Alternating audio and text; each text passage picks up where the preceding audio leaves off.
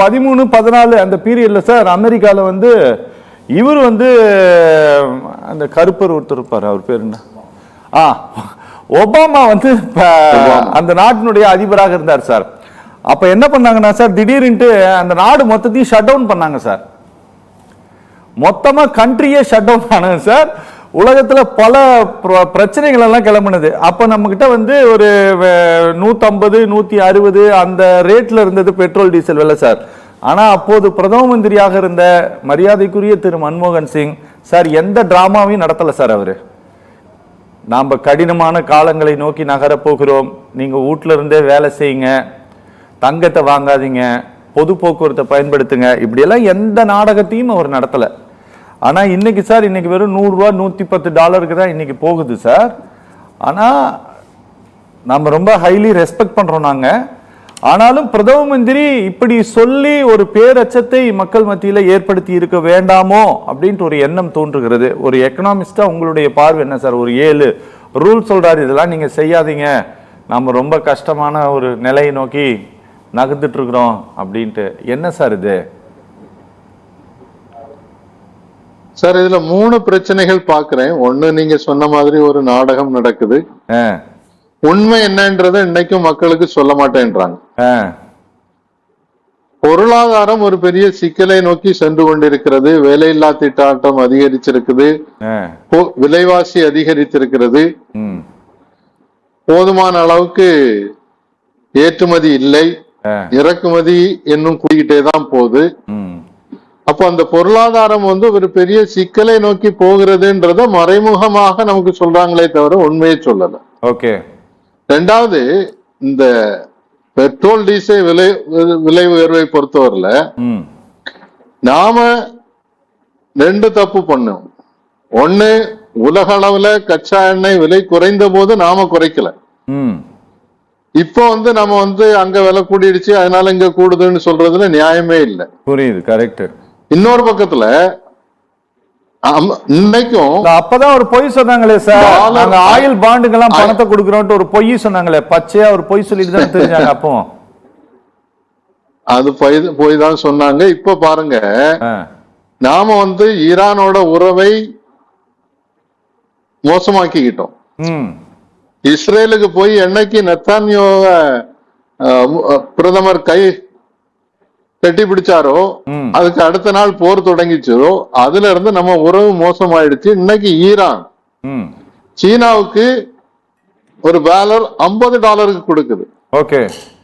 வெளியில $100 விற்குது, ஆனா அவங்க $50 கொடுக்குறாங்க. நமக்கு ஈரான் ஒரு காலத்துல குறைந்த விலையில கொடுத்துட்டு இருந்தது, அதுவும் இந்திய ரூபாயில கூட வாங்குறதுக்கு தயாரா. நம்ம வர்த்தகம் பண்ணோம் ஈரான். ரெண்டாவது, ரஷ்யாவில இருந்து நம்ம வாங்கிட்டு இருந்தோம். ரஷ்யா நமக்கு வந்து டாலரோட லிங்க் பண்ணாம இந்திய ரூபாயிலேயே நமக்கு எண்ணெய் கொடுத்துக்கிட்டு இருந்தாங்க.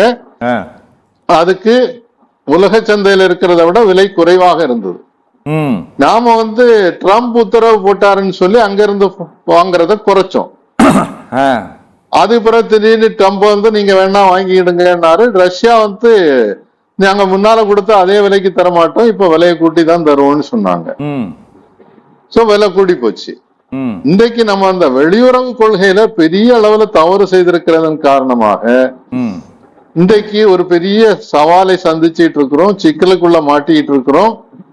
யுத்தம் நடக்கிறதுக்கும் இதுக்கும் பெரிய தொடர்பு இல்லை பெட்ரோல் பொருட்களை பொறுத்தவரையில. ஓகே. ஒரே வெளியுறவு கொள்கை என்பது கரெக்டா வச்சிருந்தோம்னு சொன்னா நாம வந்து இதை கட்டுப்படுத்தி இருக்க முடியும். அதே மாதிரி முன்னால வந்து நாம வந்து சர்வதேச சந்தையில விலை குறைவாக இருந்த போது நம்ம கூடுதல் தான் வாங்கிட்டு இருந்தோம். இப்பவும் கூடுதலா தான் வாங்கிட்டு இருக்கிறோம். அப்ப அதுக்கு வந்து யுத்தத்தை மட்டும் குறையாக சொல்றதுல நியாயம் இல்லை. ரெண்டாவது, இந்த 7 கோரிக்கைகள் வச்சிருக்கிறார் இல்லையா, வீட்டிலேயே இருந்து வேலை செய்யுங்க.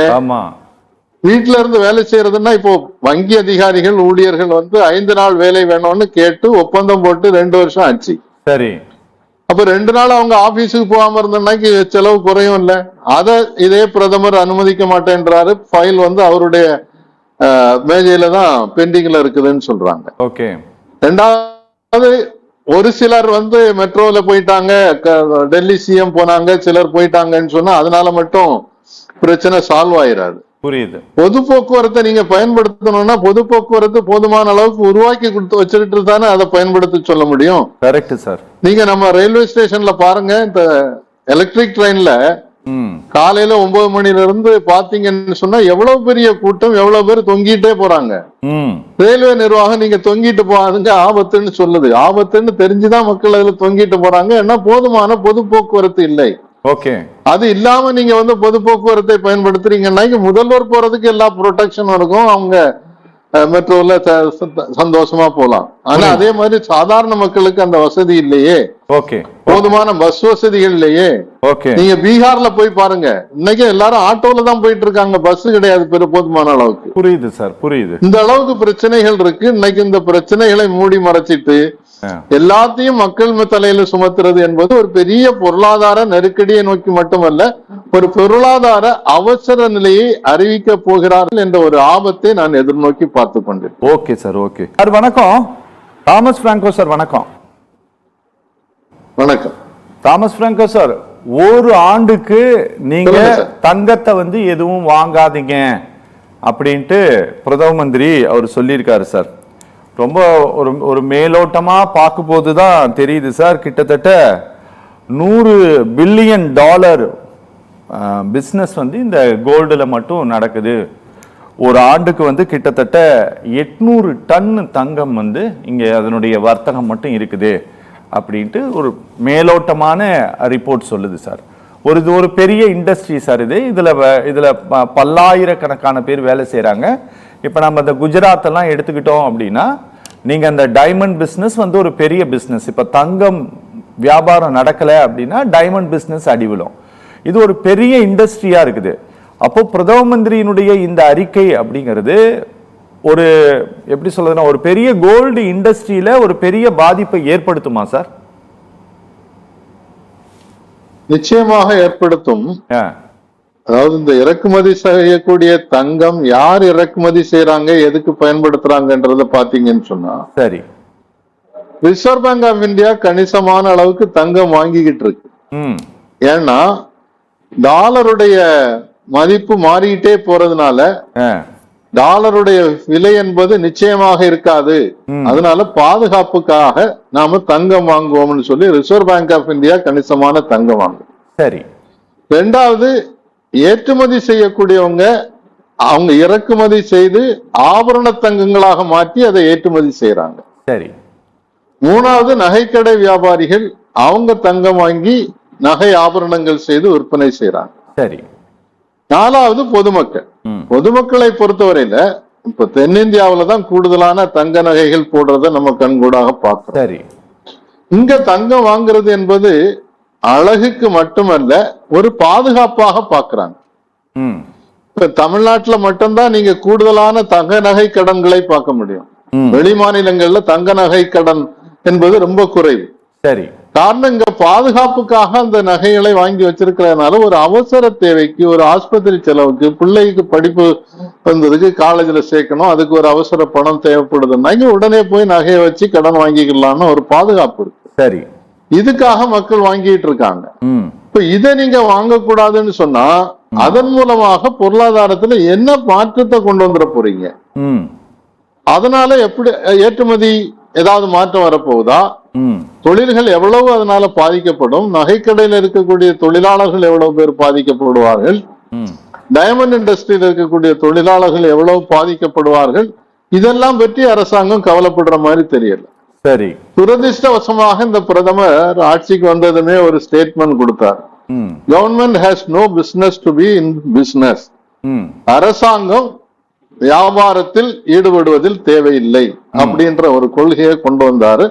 அதனாலதான் இந்த முதல்ல பேசின எசென்சியல் கமோடிட்டிஸா இருக்கட்டும், விலை கட்டுப்பாடுகள், விலை தர நிர்ணயங்கள், இது எல்லாமே கொஞ்சம் கொஞ்சமா விட்டு போய் ராஜமூர்த்தி சார் சொன்ன மாதிரி நம்மளை பழக்கப்படுத்திட்டாங்க. எவ்வளவு விலை கூடினாலும் நம்ம அதை ஏத்துக்கிடுவோம், எதிர்ப்பு வராது, பழகி போனோம் அப்படின்னு பழக வச்சுட்டாங்க.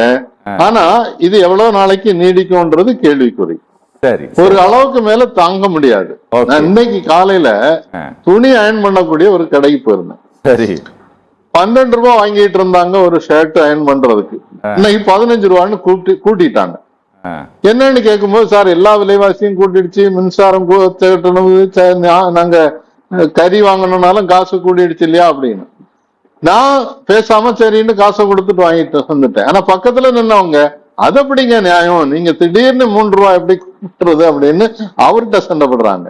ஆனா அதே மாதிரி நீங்க ஒரு சூப்பர் ஸ்டோர்ல போய், பெரிய மளிகை கடையில போய் நீங்க தகராறு பண்ண முடியாது. அப்போ மக்களுக்கு ஒரு எதிர்ப்பு உணர்வு இருக்குது. அது எப்போ வெடிக்க போகுதுன்னு தெரியல. மக்கள் தெருக்கு வந்து போராடும் போதுதான் இதுக்கெல்லாம் ஒரு கட்டுப்பாடு வரும், ஒரு மாற்றம் கொண்டு வர முடியும் என்பதுதான் நான் அசைக்க முடியாத கருத்து. தொழிற்சங்கங்கள் ஓரளவுக்கு போராடிட்டு இருக்காங்க. ஆனா சாதாரண மக்களுடைய ஆதரவு இல்லாமல் இந்த கொள்கைகளை மாற்ற முடியாது. அரசியல் கட்சிகளும் குறிப்பாக எதிர்கட்சிகள் இதுல ரொம்ப கவனக்குறைவாக இருக்கிறார்கள். சும்மா ஸ்டேட்மெண்ட் கொடுத்தா போதாது, அந்த ஸ்டேட்மெண்டோட நிறுத்தாமல் தெருவுக்கு இறங்கி நீங்க போராடாத வரைக்கும் கொள்கைகள் மாற்றப்படாது. அதை புரிஞ்சுக்கிறதுக்கு நீங்க முடிந்த அளவுக்கு விழிப்புணர்வு கொடுக்குறீங்க. இந்த விழிப்புணர்வு அதிகமாகும் போது நேபாளத்துல நடந்தது மாதிரி, ஸ்ரீலங்காவில நடந்தது மாதிரி, பங்களாதேஷ்ல நடந்த மாதிரி நிகழ்வுகள் இங்கும் வருவதற்கான வாய்ப்புகள் இருக்குதுன்னு தான் நான் பார்த்துட்டு. ஓகேங்க, okay okay sir. Thomas Franco sir ஏதாவது சொல்லணுமா? நான் நிகழ்ச்சி நான் க்ளோஸ் பண்ண போறேன் சார். 74-75 வந்த மாதிரி ஒரு எமர்ஜென்சி அவசர நிலை கொண்டு வருவதற்கான சூழல் உருவாகி கொண்டிருக்கிறது. அதுக்கு நம்மளை தயார்படுத்தி கொண்டிருக்கிறார்கள் என்று கருதுகிறேன். 24-25 அவசர நிலை வந்ததா சார்? பாத்தீங்களா, எங்களுக்கு 74 ஓகே. அப்ப எல்லாரும் மரவள்ளி கிழங்கு சாப்பிடறதுக்கு தயாராகணும்னு சொல்றீங்க. அதே கிடைக்குது. நல்ல கிழங்கு, அடுப்பு, கறி, கேஸை விட்டுட்டு அடுப்பு, ஓகே, அப்படி மாறும். நல்லது சார், நல்லது.